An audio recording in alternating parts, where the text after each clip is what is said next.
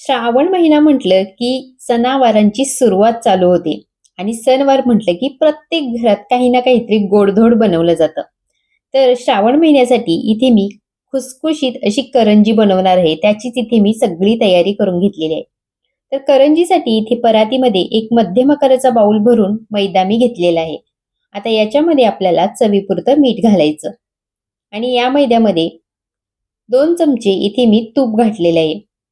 आता मीठ आधी चांगलं मिक्स करून घेतलं, त्याच्यानंतर 2 चमचे तूप घालून हे सुद्धा मैद्यामध्ये व्यवस्थित मिक्स करून घ्यायचं. मैद्यामध्ये सगळीकडे हे तूप व्यवस्थित लागलं पाहिजे. ज्यावेळी आपण अशी मुठी बंद करू त्यावेळी या मैद्याची अशी मुठी वळली गेली पाहिजे. असं तूप आपल्याला या मैद्यामध्ये मिक्स करायचं. आता इथे नॉर्मलच पाणी घ्यायचं आणि थोडं थोडं पाणी घालून आपल्याला हा मैदा घट्टसर असा मळून घ्यायचा. याला जास्त चपातीचं पीठ जसं मळतो मऊसर तसं मळून घ्यायचं नाही. समोश्याचं जसं घट्टसर पीठ असतं त्याप्रमाणे याला मळून घ्यायचं आणि झाकून बाजूला ठेवून द्यायचं. आता तयारी करूया सारणाची. तर त्याच्यासाठी कढईमध्ये 2 चमचे तूप घातलेलं आहे आणि त्याच्यामध्ये अर्धी वाटी बारीक रवा खमंग वास येईपर्यंत आणि हलका सोनेरी कलर येईपर्यंत छान असा भाजून घ्यायचा. आता भाजलेला रवा बाजूला इथे मी काढून घेते. आता त्याच कढईमध्ये इथे मी ड्रायफ्रूटचे तुकडे सुद्धा घेणार आहे. तुम्ही तुमच्या आवडीनुसार कोणतेही ड्रायफ्रूट याच्यामध्ये घालू शकता. मी इथे बदाम आणि काजू बारीक कट करून घेतलेले आहेत आणि या कढईमध्येच त्यांना मी व्यवस्थित परतून घेते. हे काजू बदाम हलके परतत आले की याच्यामध्ये 2 चमचे आपल्याला खसखस घालायचे. खसखसमुळे सारणाला खूप छान टेस्ट येते. आता हे सुद्धा बाजूला काढून घेतलेलं आहे आणि त्याच कढईमध्ये एक खोबऱ्याची वाटी इथे मी मिक्सरमध्ये बारीक करून घेतली होती. ती याच्यामध्ये घालून मी परतून घेते.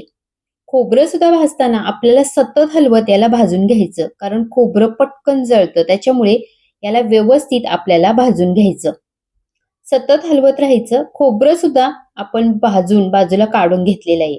एका बाउलमध्ये इथे मी 1.5 चमचा कॉर्नफ्लॉवर घेतले आणि त्याच्यामध्ये 1 चमचा भरून तूप घातलं आणि याला छान असं चमच्याने फेटून घ्यायचं आणि याचा आपल्याला साठा बनवून बाजूला ठेवून द्यायचा.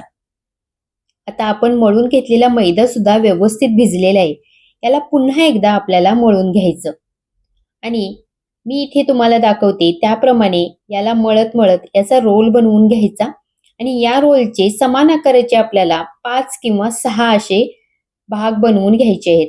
जसं मी व्हिडिओमध्ये दाखवते समान आकाराचे हे भाग बनवून घ्यायचे. इथे मी 4 ते 5 हे गोळे बनवून घेतलेले आहेत. आता आपल्याला एक एक गोळा करून लाटून घ्यायचा आहे. आता हा गोळा लाटताना जर कोरडं पीठ लावायची गरज वाटलीच तर तुम्ही लावू शकता, पण गरज पडत नाही. पण तुम्हाला असं वाटलं की गोळा लाटताना थोडं जड जातंय तर तुम्ही याला कोरडं पीठ सुद्धा लावून लाटून घेऊ शकता.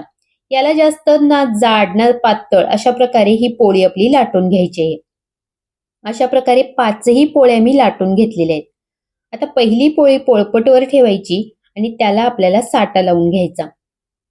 हा साठा लावताना जास्त याचा पातळ किंवा जाड थर असा लावायचा नाही. मध्यम असा हा साठा आपल्याला लावून व्यवस्थित पसरवून घ्यायचा आणि दुसरी पोळी त्याच्यावरती ठेवायची. आता दुसरी पोळी ठेवल्यानंतर मध्ये कुठेही बबल्स आले नाही पाहिजे. हात फिरवून व्यवस्थित सगळी हवा याच्यातली बाजूला काढून घ्यायची आणि त्याच्यानंतर याला सुद्धा साठा लावून घ्यायचा. असं आपण 4 पोळींना करणार आहोत. त्याच्यानंतर जी आपण 5वी पोळी ठेवणार त्याला मात्र आपल्याला साठा लावून घ्यायचा नाहीये. अशा प्रकारे सगळ्या पोळ्या इथे मी एकमेकावर ठेवून सगळ्याला साठा लावून घेतला आणि हाताने व्यवस्थित याच्यातली हवा सुद्धा बाजूला काढून घेतलेली आहे. अशा माझ्या 5ही पोळ्या मी एकमेकावरती ठेवून हे पूर्ण बनवून घेतलेलं आहे. आता आपल्याला या पोळ्यांचा रोल बनवायचा आहे.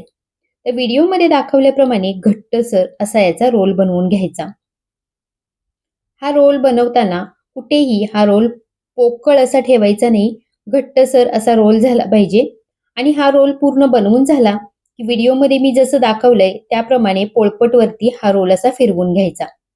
म्हणजे कुठेही त्याच्यामध्ये जागा राहिली असेल तर ती भरून निघते. आता मधोमध हा रोल मी कट करून घेतलेला आहे आणि आता आपल्याला याचे मध्यम आकाराचे पेढे कट करून घ्यायचे आहेत. जितकं आपल्याला ही पुरी लाटायची आहे करंजीसाठी तेवढे तेवढे पेढे आपल्याला याचे कट करून घ्यायचे. इथे सगळे पेढे मी कट करून ठेवलेले आहेत. आता आपण जे सारणाचं साहित्य भाजून ठेवलं होतं त्याच्याकडे जाऊया. तर हे सगळं सारणाचं साहित्य गार झालेलं आहे. याच्यामध्ये 1 चमचाभर वेलची पावडर घातली. त्याच्यासोबतच आवडीनुसार याच्यामध्ये पिठी साखर घालायची आणि याच्यामध्ये थोडंसं जायफळ किसून घालायचं. जायफळमुळे खूप टेस्टी असं हे सारण होतं आणि चव सुद्धा खूप भारी येते. अशा प्रकारे हे सगळं बनवून आपल्याला मिक्स करून घ्यायचं. व्यवस्थित हे सारण मिक्स करून झाल्यानंतर आपण एक-एक करून जे गोळे पारीसाठी बनवले होते ते लाटून घ्यायचे. आता हे गोळे लाटताना इथे तुम्ही व्हिडिओमध्ये बघू शकताय मी त्याला कसं दाबून घेतेय. तर याला एकतर पुढच्या साईडला मी व्हिडिओमध्ये दाखवलं त्याप्रमाणे दाबून घ्यायचं किंवा स्वतःकडच्या साईडला असं दाबून घ्यायचं. गरज वाटली तर याला कोरडं पीठ लावा. तसं तर गरज पडत नाही, पण तुम्हाला वाटत असेल तर कोरडं पीठ लावून सुद्धा ही पारी अशी तुम्ही लाटून घेऊ शकताय. तर अशा प्रकारे ही पुरी अशी लाटून झाल्यानंतर त्याच्यामध्ये सारण भरायचं. अगदी जास्त किंवा अगदीच कमी असं सारण भरायचं नाही. व्यवस्थित करंजी आपली बनली गेली पाहिजे, कुठेही पोकळ राहिली नाही पाहिजे, अशा प्रकारे सारण याच्यामध्ये भरायचं आणि कडांना पाणी लावून व्यवस्थित चिपकवून घ्यायचं. आता जे करंजीचं कटर येतं त्याच्याने तुम्ही करंजी कट करून घेऊ शकता. नाहीतर सध्या करंजी बनवायचे मोल्ड सुद्धा मार्केटमध्ये उपलब्ध आहेत. त्याच्यात सुद्धा तुम्ही ही करंजी बनवू शकताय. अशा प्रकारे सगळ्या करंज्या बनवून घ्यायच्या. तेल इथे मध्यम गरम करायचं आणि त्याच्यामध्ये एक-एक करंजी सोडून आपल्याला या करंज्या सोनेरी कलर येईपर्यंत छान अशा तळून घ्यायच्या आहेत. आता ह्या करंज्या तळताना पहिल्यांदा सोडल्यानंतर खालची बाजू व्यवस्थित सेट होईपर्यंत आपल्याला याला अजिबात हात लावायचा नाही. त्याच्यानंतर हळू करंजी एक साइडने व्यवस्थित भाजत आली की मग त्याला पलटी करून घ्यायचं. अशा प्रकारे या करंज्या आपल्याला तळून घ्यायच्या आहेत. तुम्ही इथे बघू शकताय हळूहळू याचे लेयर सुटायला सुरुवात झालेली आहे आणि मस्त इथे आपल्या या लेयरवाल्या करंज्या तयार होतात. खायला सुद्धा या करंज्या खूप टेस्टी लागतात. तर अशा प्रकारे मस्त याला सोनेरी कलर आला की मग याला बाजूला काढून घ्यायचं. अशा प्रकारे इथे मी सगळ्या करंज्या तळून घेतलेल्या आहेत. तुम्ही इथे बघू शकताय करंजीला किती छान कलर आलेला आहे आणि लेयर सुद्धा पडलेले आहेत. अशा प्रकारे या करंज्या श्रावण महिन्यात तुम्ही सुद्धा नक्की बनवून खा. या करंज्या खूप टेस्टी लागतात आणि बनवायला सुद्धा अगदी कमी वेळेमध्ये बनतात. लेयरवाली करंजी म्हणजे आपल्याला असं वाटतं की बापरे किती वेळ लागतो काय माहिती, पण खूप बनवायला सोप्या आहेत, वेळ सुद्धा कमी लागतो आणि खायला सुद्धा मस्त खमंग खुसखुशीत अशा या करंज्या होतात. तर या श्रावण महिन्यात अशा करंज्या तुम्ही सुद्धा नक्की ट्राय करा. रेसिपी आवडली असेल तर चॅनलला लाईक, शेअर आणि सबस्क्राईब करा. हाईपचे पॉइंट द्यायला विसरू नका. भेटूया नेक्स्ट रेसिपीमध्ये. तोपर्यंत नमस्कार.